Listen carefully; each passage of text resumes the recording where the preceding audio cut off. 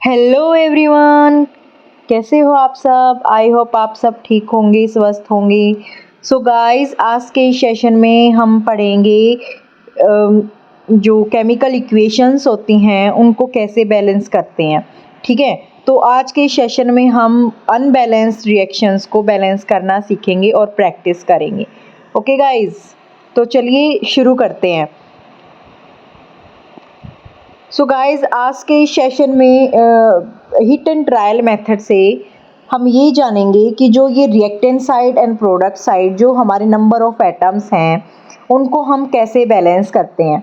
ठीक है, तो हिट एंड ट्रायल मेथड जो है ना वो क्लास 10th में, just 1 minute, hit and trial method जो क्लास 10th के लिए बहुत इंपॉर्टेंट है। इसी मेथड से जो ये, क्योंकि ये इजी मेथड है और इजी मेथड से हम बैलेंस करना सीखेंगे सारी की सारी रिएक्शंस को। ठीक है, और इसका सीधा सा पॉइंट ये भी है, law of conservation of mass. ठीक है, वो क्यों, वो मैं बता देती हूँ। क्योंकि 9th क्लास में हमने एक टॉपिक पढ़ा था, law of conservation of mass, जिसमें ये बोला गया था कि भाई जो जितनी भी रिएक्शंस हैं हमारी जो कि बैलेंस है वो इस लॉ को ओबे करती हैं।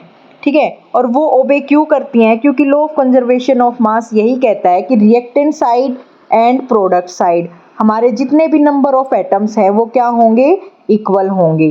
ठीक है, यानी कि नंबर ऑफ एटम्स का जो मास है और रिएक्टेंट साइड भी और प्रोडक्ट साइड भी क्या होगा, इक्वल होगा। ठीक है, जैसे कि हमने एक एग्जांपल लेके देख रखा है कि भाई मीथेन है हमारे पास। ठीक है, मीथेन का जो मास है यहाँ पे 16 ग्राम है। ठीक है, वहीं यहाँ पे ऑक्सीजन की अगर हम बात करें यहाँ पे कितने ग्राम है, 32, यानी कि 64 ग्राम है। ठीक है, तो प्लस किया तो 80 ग्राम, टोटल हमारे पास कितना मास आया, 80 ग्राम आया। ठीक है, तो CH4 प्लस O2 को जब एक दूसरे के साथ रिएक्ट करवाया तो हमारे पास कार्बन डाइऑक्साइड गैस की फॉर्म में एक प्रोडक्ट मिला और वाटर की फॉर्म में।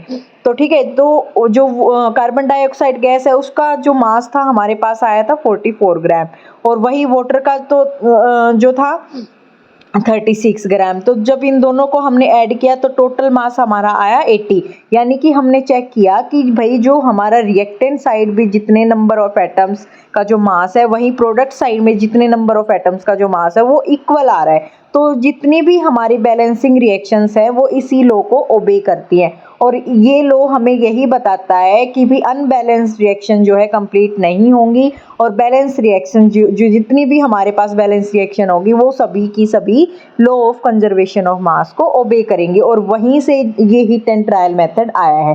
ठीक है, तो क्लास 10th के CBSE बोर्ड के लिए मोस्ट इंपॉर्टेंट टॉपिक है, क्योंकि इस टॉपिक के थ्रू ही आपको एग्जाम्स में बहुत सारी अनबैलेंस्ड रिएक्शन दे दी जाएंगी जिनको आपको बैलेंस करना है। ठीक है, तो चलिए शुरू करते हैं। हिट एंड ट्रायल मेथड क्या कहता है कि राइट हैंड साइड में जितने नंबर्स ऑफ एलिमेंट्स हैं, जितने नंबर ऑफ एटम्स हैं उनको काउंट करना है। दूसरी तरफ लेफ्ट हैंड साइड में भी जितने नंबर ऑफ एटम्स हैं या एलिमेंट्स हैं उनको काउंट करना है, और अनइक्वल होंगे तो उनको बैलेंस करके देखना है। तो जैसे कि हमारे पास ये रिएक्शंस है, यहाँ पे जो आयरन है, यहाँ पे आयरन यानी कि Fe, यहाँ पे अगर मैं रिएक्टेंट साइड की बात करूँ तो यहाँ पे 1 है, और यहीं अगर मैं प्रोडक्ट साइड की बात करूँ तो यहाँ पे भी मेरे पास 1 है। और यहाँ पे हाइड्रोजन की अगर मैं वैल्यू देखूँ तो यहाँ पे हाइड्रोजन भी मेरा 1 है और यहाँ पे हाइड्रोजन मेरा 2 है। ठीक है, और यहाँ पे क्लोरीन की अगर मैं बात करूँ तो क्लोरीन यहाँ पे मेरा 1 है। एक जस्ट 1 मिनट, तो क्लोरीन मेरा यहाँ पे 1 है और यहाँ पे क्लोरीन 3 है। ठीक है, तो और क्या कहते हैं तो देखो, अब जो ये आयरन है यहाँ पे 1, यहाँ पे 1, तो ठीक है, ये तो बैलेंस है। हाइड्रोजन को देखते हैं अब। हाइड्रोजन रिएक्टेड साइड में 1 है, और हाइड्रोजन की अगर मैं वैल्यू की बात करूँ तो हाइड्रोजन प्रोडक्ट साइड में क्या है, 2 है। तो यहाँ पे हाइड्रोजन को हम बैलेंस कर सकते हैं 2 लगा के। तो यहाँ पे अगर मैंने 2 कर दिया, यहाँ पे अगर मैंने 2 लिख दिया तो यहाँ पे क्या हो गया, क्लोरीन भी मेरा क्या हो गया, फिर 2 हो गया। लेकिन यहाँ पे देखेंगे तो क्लोरीन कितना है मेरा, 3 है। ठीक है, तो अब इट मीन्स ये क्लोरीन क्या हो गया, हाइड्रोजन तो मेरा बैलेंस हो गया। यहाँ पे भी मैंने 2 कर दिया, यहाँ पे तो 2 था ही। ठीक है, तो यहाँ पे जो है क्लोरीन 2 है और यहाँ पे प्रोडक्ट साइड में मेरा क्लोरीन कितना है 3 है, तो ये तो अनबैलेंस हो गया। ठीक है, अनबैलेंस हो गया, तो अब मैं क्या कर सकती हूँ, अगर मैंने यहाँ पे आयरन की जगह यहाँ पे कोफिशिएंट 2 लगा दिया, ठीक है, तो 2FeCl3 हो गया, तो यहाँ पे मेरा क्लोरीन कितना हो जाएगा, टोटल नंबर ऑफ क्लोरीन 6 आ जाएगा, क्योंकि 2 इंटू 3, ठीक है, 3 इंटू 2 कितना होता है 6 होता है। लेकिन यहाँ पे फिर मेरा आयरन भी तो 2 हो गया ना। अब मैं अगर यहाँ पे 1 2 कर दूँ आयरन को, तो 2Fe, तो ये भी बैलेंस हो गया, ये भी बैलेंस हो गया, लेकिन मेरा यहाँ पे क्या हो गया 6 हो गया है, क्लोरीन कितना हो गया 6 हो गया। लेकिन अगर मैं यहाँ पे एक Cl2 यहाँ पे अगर Cl2 और यानी कि क्लोरीन यहाँ पे कितने हो जाएंगे मेरे 3 दूनी 6, यानी कि 3 दूनी 6, यहाँ पे 3 क्लोरीन की जो संख्या होगी वो कितनी हो जाएगी 3 हो जाएगी। और यहाँ पे कितना कोफिशिएंट लगाया हुआ था 2, तो 3 इंटू 2 यानी कि कितने हो गए यहाँ पे मेरे 6 हो गए। ठीक है, तो यहाँ पे भी मेरे 6 हो गए क्लोरीन और यहाँ पे भी मेरे कितने थे 6 हो गए, तो रिएक्शंस क्या हुई बैलेंस हुई। तो ये रिएक्शंस क्या बनेगी हमारी,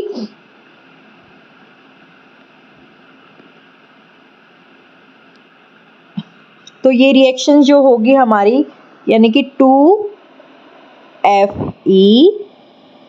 plus 2HCl plus Cl2 arrow 2FeCl3 plus का H2। ठीक है, तो ये रिएक्शंस क्या होगी हमारी बैलेंस रिएक्शंस होगी। ठीक है, तो नेक्स्ट रिएक्शंस को भी चेक कर लेते हैं।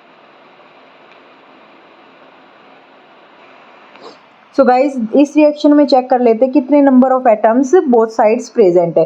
तो यहाँ पे सोडियम की अगर मैं बात करूँ तो यहाँ पे 2 है और रिएक्टेंट साइड में भी 2 है और प्रोडक्ट साइड में 2 है, तो इट मीन्स ये बैलेंस है, इसको हम नहीं छेड़ेंगे। फिर देख लेते हैं यहाँ पे कार्बन की कितनी संख्या है, यहाँ पे 1 है, यहाँ पे भी 1 है। ठीक है, ये भी बैलेंस है।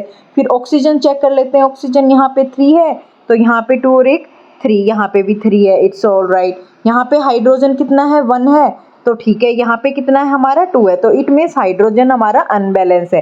क्लोरीन देख लेते हैं, क्लोरीन यहाँ पे 1 है और क्लोरीन यहाँ पे भी 1 है, तो क्लोरीन भी हमारा बैलेंस है। तो इट मीन्स यहाँ पे जो है हाइड्रोजन जो है यहाँ पे रिएक्टेंट साइड में हाइड्रोजन अनबैलेंस है, तो हाइड्रोजन को जब हम बैलेंस करेंगे तो यहाँ पे क्या कर देंगे 2 लगा देंगे, यहाँ पे 2 कोफिशिएंट लग जाएगा। ठीक है, हाइड्रोजन यहाँ पे 2 हो गया, यहाँ पे भी 2 हो गया, तो ठीक है, ये बैलेंस हो गया। लेकिन यहाँ पे क्लोरीन जो है, अब यहाँ पे क्लोरीन क्या हो गया 2 हो गया है। ठीक है, लेकिन यहाँ पे जो क्लोरीन है ये वो 1 ही है, तो अब इसको बैलेंस करने के लिए हमें क्या करना पड़ेगा, यहाँ पे भी 2 लगाना पड़ेगा। यहाँ पे यानी कि सोडियम के पास क्या करना पड़ेगा 2, तो सोडियम की तरफ सोडियम के आगे जो कोफिशिएंट लगेगा वो लगेगा 2NaCl। तो जो हमारी रिएक्शंस होगी वो क्या होगी Na2CO3 plus 2HCl arrow 2NaCl plus CO2 plus H2O। तो ये रिएक्शन जो है हमारी क्या हो जाएगी बैलेंस हो जाएगी।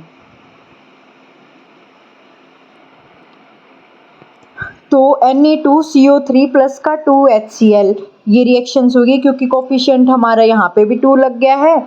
ठीक है, और यहाँ पे भी HCl 2, यहाँ पे रिएक्टेंट साइड में भी 2 लग गया और यहाँ पे प्रोडक्ट साइड में भी 2 लग गया, तो ये रिएक्शंस हमारी होगी बैलेंसिंग रिएक्शन।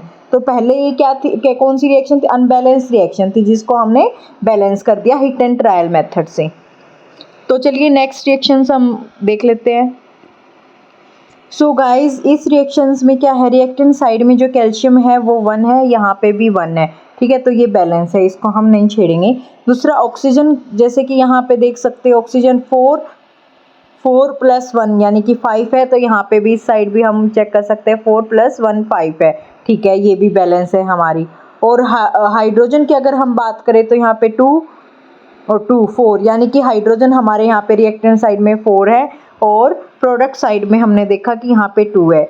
सल्फर यहाँ पे 1 है, इस साइड भी 1 है, तो सल्फर भी हमारा बैलेंस है। तो हाइड्रोजन जो है हमारा बैलेंस नहीं है, तो किस साइड कमी है, हमारी प्रोडक्ट साइड कमी है, तो इंटू 4 हमें 2 हम यहाँ कर देंगे, तो 2 इंटू 2 क्या हो गया हमारा 4 हो गया। तो यहाँ पे जो है 2 कोफिशिएंट हमारा लग जाएगा। तो अब ये रिएक्शन जो होगी ना बैलेंस हो गई। CaO whole twice 2 + H2SO4 CaSO4 plus का 2H2O। तो ये रिएक्शन जो है हमारी बैलेंस रिएक्शंस है। सो गाइज इस रिएक्शन को आप देख सकते हो, zinc plus HNO3, zinc nitrogen oxide का twice plus NH4NO3 plus H2O। तो ये जो ऊपर वाली रिएक्शंस है हमारी, ये अनबैलेंस्ड रिएक्शन है। जैसे कि हमने हिट एंड ट्रायल मेथड से हम चेक कर रहे हैं कि जिंक जो है राइट हैंड साइड में 1, प्रोडक्ट साइड में भी 1 है। वहीं हाइड्रोजन की अगर हम बात करें तो यहाँ पे भी 1 है, यहाँ पे 4 है। तो ये अनबैलेंस है, इसको हम बैलेंस कर देंगे।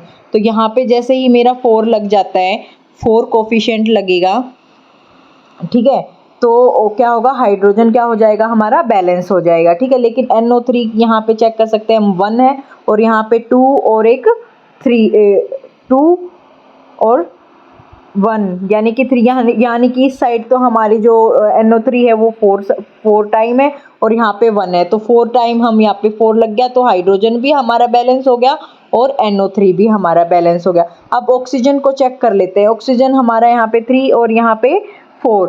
तो इट मीन्स ये रिएक्शन जो होगी हमारी, जिंक यानी कि Zn प्लस 4HNO3,